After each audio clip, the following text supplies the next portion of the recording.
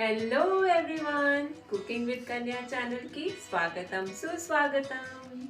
Hi అండి, చూసారా ఇంకొక వీడియో అనమాట. ఇది నాకు ఆ కాంటెస్ట్కి పంపించినటువంటిది. తన పేరు నైనా అండి, బెంగళూరు నుంచి. Thank you so much Naina for sending this lovely video. Thank you once again. ఇంకిప్పుడు మన ఇవాళ దీపావళి స్పెషల్ రెసిపీలోకి వెళ్ళిపోదామండి. సూపర్ యమ్మీ టేస్టీ, అందులో ఈజీగా చేసుకునేటువంటిది.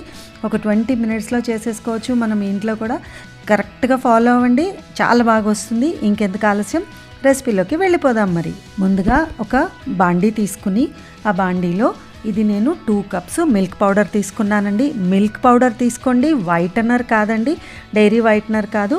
2 cups milk powder, 1 cup sugar powder. Sugar కాదండి, గుర్తుపెట్టుకోండి, ఖచ్చితంగా షుగర్ పౌడర్ వేయండి. కొద్దిగా ఒక చిటికెడు యాలకుల పొడి. దాన్ని ఇలాగా కొంచెం బాగా లంప్స్ లేకుండా ఇలాగ కలుపుకోవాలన్నమాట. ఇప్పుడు దాంట్లో 1 కప్పు పాలండి, అంటే 2 కప్పుల milk powder, 1 cup sugar powder, 1 cup పాలు పట్టాయి నాకు. ఇదిగో ఈ కన్సిస్టెన్సీలో రావాలన్నమాట. చూడండి, ఇక్కడ నేను చూపిస్తున్నట్లుగా చక్కగా ఉండలు లేకుండా నీట్గా క్రీమీ టెక్స్చర్లో కలిపేసుకోండి దాన్ని. ఇదిగో చూడండి,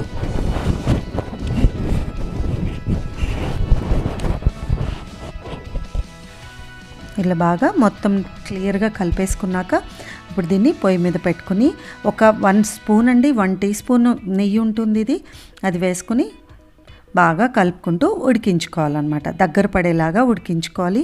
కలుపుతూనే ఉండండి, మీడియం ఫ్లేమ్లో పెట్టుకుని. అడుగంటనివ్వద్దండి, అడుగంటిందంటే మళ్ళీ పాడైపోతుంది కోవా టేస్ట్. ఇది మీరు యాక్చువల్గా పాలతో కూడా చేసుకోవచ్చు. పాలతో అంటే ఒక 1 అవర్ అన్న పైన పడుతుందండి ఈ కోవా చేయడానికి. అదే మిల్క్ పౌడర్ అయితే మాత్రం ఈజీగా చేసేసుకోవచ్చు. చూడండి, బాండీని వదిలేస్తుంది ఆల్రెడీ. ఒక్కసారి చేతికి నెయ్యి రాసుకుని చూడండి, అది మీ చేతికి అతుక్కుంటుందా లేదా, మనకు అలా ఉండకట్టడానికి వస్తుందా అని. ఇది అయిపోయిందండి. కొంచెం దీన్ని నేను చల్లార్చాను. ఇంక అక్కడ అలా వచ్చినాక దాన్ని స్టవ్ ఆఫ్ చేసేసి చల్లారనివ్వాలి కొద్దిగా. చూడండి, ఇది నేను ఇక్కడ ఎప్పుడో స్టవ్ ఆఫ్ చేశాను, అది కొంచెం చల్లారిందనమాట. నేను ఇలాగా మీకు కలిపి ఇలా ముద్దలాగా మనం చపాతీ పిండిలాగా కలిపామన్నమాట. అలా కలిపి ఒక పక్కన పెట్టి ఈ లోపల స్టఫింగ్ తయారు చేసుకుందామండి. 2 స్పూన్లు బాదం పప్పు, 2 స్పూన్లు జీడిపప్పు, 1 స్పూన్ అక్రూట, కొద్దిగా యాలకుల పొడి, ఇవన్నీ వేసుకుని ఇలా కోర్స్గా గ్రైండ్ చేసుకోవాలండి. మరీ మెత్తగా వద్దు, అప్పుడే నోటికి పప్పులతో తగులుతూ చాలా బాగుంటుంది. ఇది కాకుండా మీకు ఇష్టం వచ్చిన డ్రై ఫ్రూట్స్ కూడా యాడ్ చేసుకోవచ్చండి. ఇది 2 స్పూన్లు కొబ్బరి పొడి, ఇది 1 స్పూను బెల్లం పొడి. మీరు పంచదార కూడా వేసుకోవచ్చు.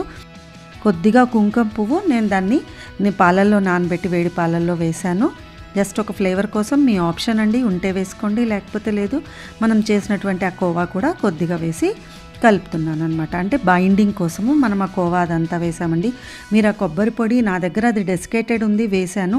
అది మీ దగ్గర లేకపోతే అదే కావాలని ఏం లేదండి, ఎండు కొబ్బరి తీసుకుని కొంచెం తురిమేసి కూడా కలుపుకోవచ్చు. దీంట్లో ఈ స్టఫింగ్ అనేది, ఈ ఫిల్లింగ్ అనేది మీ ఇష్టము. కిస్మిస్ వేసుకోవచ్చు, ఏది కావాలంటే అది వేసుకోవచ్చు అండి. ఇప్పుడు ఆ కలిపినటువంటిది మొత్తం అలా ముద్దలుగా చేసుకుని అలా పక్కన పెట్టుకోవాలి. ఆ తర్వాత చేతికి కొంచెం నెయ్యి గ్రీజ్ రాసుకుని చేసుకుని ఆ కోవా, మనం చేసినటువంటి కోవాని కొద్దిగా కొద్దిగా ముద్దలు తీసుకుని దాన్ని ఇలాగా మనము కచోరీకి, ఆలు పరాటాకి ఎలా స్టఫింగ్ చేస్తామండి, అలా దాన్ని లోపల పెట్టుకొని ఆ ముద్ద, ఆ లడ్డూని, మనం డ్రై ఫ్రూట్ చేసినటువంటి ఆ లడ్డూని ఇలా లోపల పెట్టుకుని ఇలా నీట్గా స్మూత్గా ఫినిషింగ్ ఇచ్చేస్తే చూడండి ఎంత బాగా వచ్చిందో.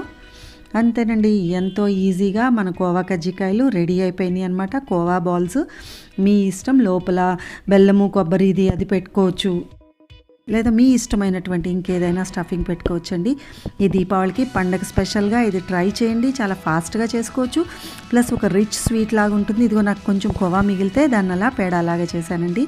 ఇదండి ఇవాళ మన దీపావళి రెసిపీ. మీకు అందరికీ నచ్చిందని అనుకుంటున్నాను. లైక్ చేయండి, షేర్ చేయండి. Thank you for watching.